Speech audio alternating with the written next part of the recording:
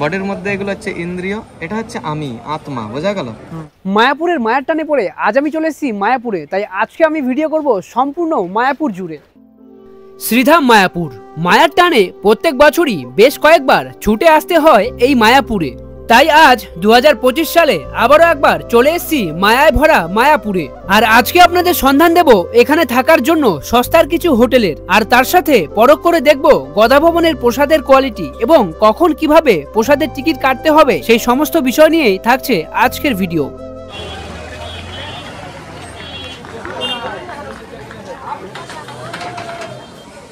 ভেতরে ঢুকেই যেটা দেখা যায় সেটা হচ্ছে ডান্স, এই বাস সাইডে অখণ্ড হরিনাম সংকীর্তন। এখানে আর কি দিন রাত 24 ঘন্টা আর কি কীর্তন চলে, ননস্টপ কীর্তন চলতে থাকে। আর এই যে লাইনটা দেখতে পাচ্ছ এটা হচ্ছে গদা ভবনে প্রসাদ নেওয়ার জন্য। আর আজকে এই মঙ্গলবার তোমার আর কি কি বলবো, গদা নামহট্ট ভবন সব কিছুই বন্ধ, খালি গদা ভবনটা খোলা রয়েছে। তো গদা ভবনের আগে লাইনটা দেখো, আগে এখান থেকে টোকন নিতে হবে। আর এটা 12টা কাউন্টার হচ্ছে, 12টার পরে অবধি থাকে, তারপরে বন্ধ হয়ে যায়। তো ওকে লাইনে দাঁড়িয়ে আগে টোকনটা নিয়ে নিই, তারপরে তোমাদের সঙ্গে কথা বলছি।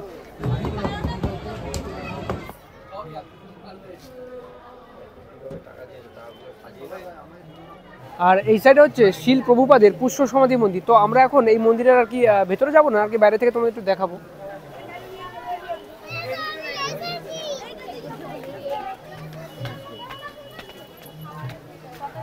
আর এই হচ্ছে সামনেটা, এখানে লেখা রয়েছে বিনামূল্যে শিল প্রভুপাদের পুষ্প সমাধি মন্দির দর্শন করুন, সেটা হচ্ছে গেট ওইদিকে। আর এই হচ্ছে শিল প্রভুপাদের পুষ্প সমাধি মন্দির। আর এই পুষ্প সমাধি মন্দিরের পিছনে একটা কাহিনী আছে, সেটা হচ্ছে শিল প্রভুপাদ বলেছিলেন যদি শিল প্রভুপাদ বৃন্দাবনে দেহত্যাগ করেন তাহলে তার একটি পুষ্প সমাধি মন্দির থাকবে এইখানে। আর তিনি যদি এইখানে মানে মায়াপুরে যদি দেহত্যাগ করেন তাহলে তার পুষ্প সমাধি মন্দির থাকবে হচ্ছে বৃন্দাবনে। তো সেই মতো তিনি বৃন্দাবনে দেহত্যাগ করেছিলেন এবং তার পুষ্প সমাধি মন্দির হয়েছে এই মায়াপুরে। আর এই হচ্ছে পুষ্প সমাধি মন্দির। আর এখানে সুন্দর একটা পুকুর রয়েছে, বেশ দারুণ ঝর্ণা বেরোচ্ছে এখান থেকে, দেখতে পাচ্ছ। আর রাত্রেবেলা এই জায়গাটা হেভি লাইটিং থাকে। আর তোমরা যারা এই মায়াপুরে এসে সাইট সিন করতে চাও, বাইরে অনেক টোটো আছে, আমি টোটোওয়ালার সাথে কথা বলছিলাম একটা। তো এখানে হচ্ছে 7টা জায়গা তোমাদেরকে ঘোরাবে, ভাড়া চাইবে 350 থেকে 400 টাকা, কিন্তু তোমরা দামাদামি করে মোটামুটি 250 টাকা সেটা করতে পারো। সেটা তোমরা এখানে এসে টোটোওয়ালাদের সাথে কথা বলে নেবে।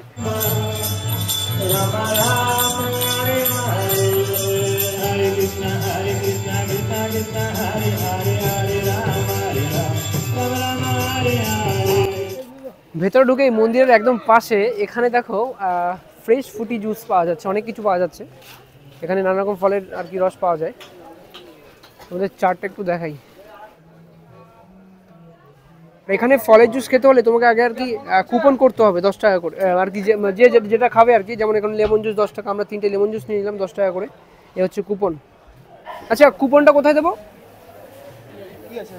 3টে লেমন জুস 10। তো এই হচ্ছে এখানকার সিস্টেম। প্রথমে আর কি কুপন কাটতে হবে, তারপরে আর কি তোমাদের এখানে জমা দিতে হবে, তারপরে এখান থেকে ফলের আর কি জুস করে তোমাদেরকে দেবে। কুপন নিলাম, হ্যাঁ নিয়ে নিয়েছি 10 টাকার লেমন জুস। বেশ ঠান্ডা।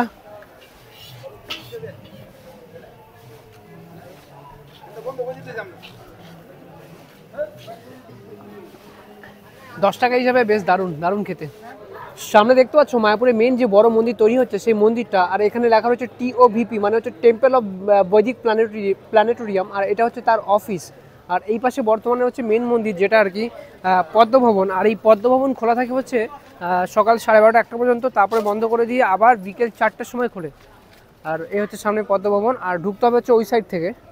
এখন বর্তমানে যে বড় মন্দিরটা তৈরি হচ্ছে, এই বড় মন্দিরটা তৈরি হয়ে যাওয়ার পর এখন যে মন্দিরটা রয়েছে, ঠাকুরগুলো যে এখানে রয়েছে সব ঠাকুরগুলো আর কি এই মন্দিরে আর কি প্রতিস্থাপন করা হবে। আর এখানে সামনে হচ্ছে সব কিছুর ম্যাপ আর কি টাইপের করা রয়েছে, একটা চিহ্ন যে তুমি নামহট্ট ভবন এই সাইডে, তারপরে তোমার সংকীর্তন ভবন এই দিকটা, তারপরে দেখো আরও এই দিক অনেক আছে, দেখো যেমন গোবিন্দ রেস্টুরেন্ট এই দিকটায়, শঙ্খ ভবন এই দিকটায়, এরকম করে আর কি এখানে পথ আর কি দেখাচ্ছে। তা দেখুন কিভাবে সুখ এবং দুঃখ পায় মনের দ্বারা বিচলিত হলে। এটা রথ, এই রথের মধ্যে 5টি ঘোড়া আছে, এগুলো হচ্ছে ইন্দ্রিয়, এটা হচ্ছে মন, এটার লাগাম, এই লাগাম এটা দিয়ে কি হয় ঘোড়াটাকে কন্ট্রোল করা হয়। তো রথটা কেন আমার একটা ডেস্টিনেশনে যাওয়ার জন্য দেওয়া হয়েছে। ধরুন আমি এখান থেকে কলকাতা যাব বা এখান থেকে আমি বৃন্দাবন যাব, এই টোটালটা হচ্ছে আমাদের বডি, রথ। বডির মধ্যে এগুলো হচ্ছে ইন্দ্রিয়, এটা হচ্ছে আমি, আত্মা, বোঝা গেল? এই বডি অলরেডি ডেড, এখনো ডেড আছে, আত্মা প্রবেশ করে আছে বলে বডিটা নড়াচড়া করছে, আপনি দেখছেন, ভিডিও করছেন, বুঝতে পারছেন? বডি অলরেডি মাংস আর হাড়, মাংস হাড় কখনো বেঁচে থাকতে পারে না, মাংস হাড়ের কোনো জীবন আছে? তো বাজার থেকে কিনে আনুন, দেখতে পাবেন। আত্মা, আমি প্রবেশ করে আছি বলে এখানে আমাদের জীবনটা রয়েছে। সামনে যে মন্দিরটা আছে, মেন মন্দির, মানে যে পদ্মভবন বর্তমানে যেটা মেন মন্দির, তো এই মন্দিরে যদি তোমরা ঢুকতে চাও তাহলে তোমাদের ফোন টোন সব কিছু রাখতে হবে, হচ্ছে ওই সাইডে কাউন্টার আছে। আর এই মন্দিরের যে টাইম সূচি, মানে কখন যে অনুষ্ঠান হয় সেই টাইম সূচিটা আমি তোমাদের এখন দেখাচ্ছি। এই যে সামনে রয়েছে, এই যে দৈনিক অনুষ্ঠান সূচি, টাইমগুলো তোমরা দেখতে পাচ্ছ সব, তোমরা দেখে নিও আস্তে আস্তে ভিডিওটাকে পজ করে। ওপরে ইংলিশ রয়েছে, নিচে বাংলা রয়েছে। ঘড়ির কাঁটা এখন বাজে 1:15, আর পেটের মধ্যে বেশ ছুঁচো দৌড়াদৌড়ি করছে। তো এখন যাবো গদা ভবনে আগে প্রসাদ খেতে। এই যে এটা দিয়ে পার হতে হবে, ওপাশে হচ্ছে গদা ভবন। আর কত লোক যাচ্ছে, যত সামনে যত লোক যাচ্ছে সবাই হচ্ছে গদা ভবনই প্রসাদ খেতে যাচ্ছে।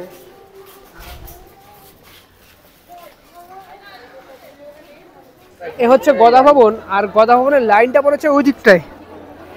কি পরিমাণ লাইন পড়েছে একটু দেখো। এই যে এখানে হচ্ছে লাইন, ভিড়টা খালি দেখো। আর এই সাইডে হচ্ছে জুতো খুলে রাখবে। আজকে এতটা ভিড় হতো না, ভিড় হওয়ার কারণ হচ্ছে তোমার নামহট্ট বন্ধ, ওদিকে আরও যেসব ভবনগুলো ছিল সেগুলো সব বন্ধ। আজকে শুধু গদা ভবনটাই খোলা রয়েছে, এই জন্য আজকে গদা ভবনে এত বেশি ভিড়।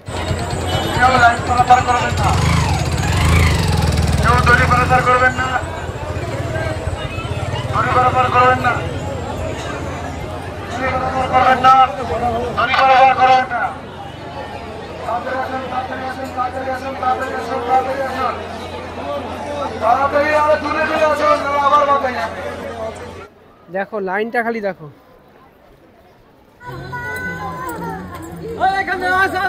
দাঁড়িয়ে পড়েছি লাইনের একদম শেষ মাথায়, জানি না প্রসাদ পাবো কি না পাবো। সামনে যে পরিমাণ ভিড়, শুধু ভিড়টা দেখো কোথায়।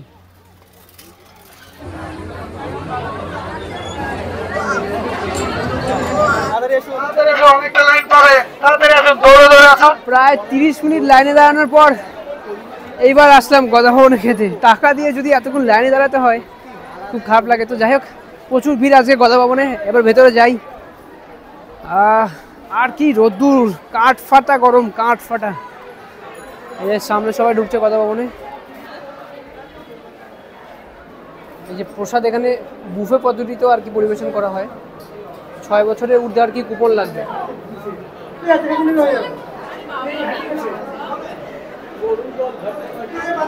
আর ঢুকে এখানে হচ্ছে হাত ধোয়ার জায়গা আছে।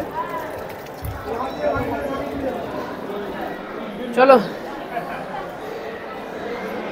চলে এসছি ভেতরে, আর এ হচ্ছে ভেতরের দৃশ্যটা।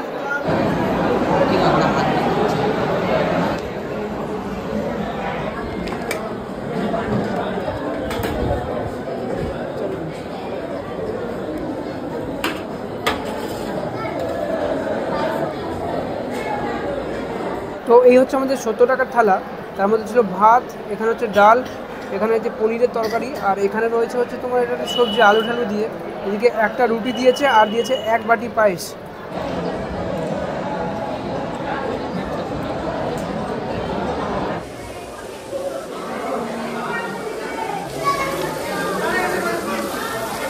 হয়ে গেছে আমাদের দুপুরে খাওয়া দাওয়া। তো এখন আমরা যাবো হচ্ছে এখান থেকে গোশালাতে, তারপরে আর কি এগুলো সাইট সিন টুকটাক করবো। তো আমি তখন আসার সময় টোটালের সাথে কথা বলেছিলাম, যে টোটালরা বলছিল 7টা পয়েন্ট মোট দেখাবে, 7টা পয়েন্টের ভাড়া নেবে হচ্ছে তোমার কথা বলছিল 300 টাকা, 350 বলছিল, ওই 300 টাকা বলছিল। তো দেখি ওনাকে যদি এখন খুঁজে পাই তো ওনার গাড়িতে করার ইচ্ছা আছে, দেখা যাক। আবার রাতে ফিরতে হবে আমাদেরকে, সন্ধ্যাবেলা আবার এখান থেকে ফিরে যাব। তো দেখি সেই হিসাবে এখন আগে গোশালার দিকে যাই, তারপরে চিন্তা করে দেখি যে সময় থাকলে ঘুরবো।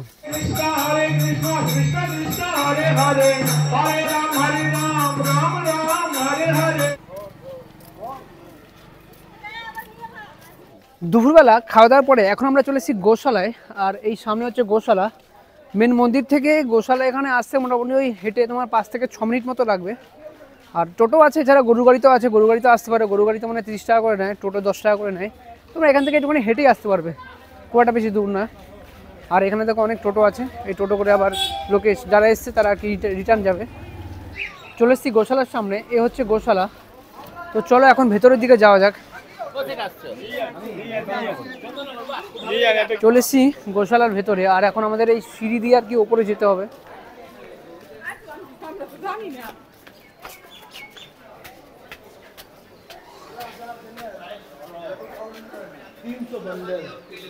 এখানে হচ্ছে অনুদান কেন্দ্র, তোমরা যদি কেউ অনুদান দিতে চাও, কিছু ডোনেশন করতে চাও, এখানে করতে পারো। আর এদিকে হচ্ছে গরু, আর গোশালার গরুগুলো এক একটা কি সাইজ দেখো। গোশালার সব থেকে বড় গরু কিন্তু এটা, বড় গরু না মানে বড় শিং কিন্তু এই গরুটার। আর শিংটা দেখো কত বড়, প্রায় 2.5 থেকে 3 ফুট। এই তো হলো মায়াপুর ভ্রমণ। এবার তোমাদের সন্ধান দেব মায়াপুরে থাকার জন্য সবথেকে সস্তা একটা হোটেলের। এদিকে সামনে হচ্ছে জলঙ্গি নদীর ঘাট, আর ঘাট পার হয়ে এখানে একটা হোটেল আছে, হোটেলের নাম হচ্ছে হোটেল জলঙ্গি। তো চলো এখন ভেতরের দিকে যাই, আর কিরকম কি রুম আছে, রুমের কি কোয়ালিটি সেটা তোমাদের দেখাবো। তো ইনি হচ্ছে হোটেলের মালিক, এর সাথে একটু কথা বলি। কাকা কেমন আছো? ভালো। হোটেলের ব্যাপারটা একটু বলো, যে কখন চেক আউট, কখন check in? 9 AM check out. আচ্ছা, আর চেক ইন? চেকিং যখন খুশি করতে হবে। আচ্ছা ঠিক আছে, তো আমরা এখন রুমগুলো দেখবো, চলো।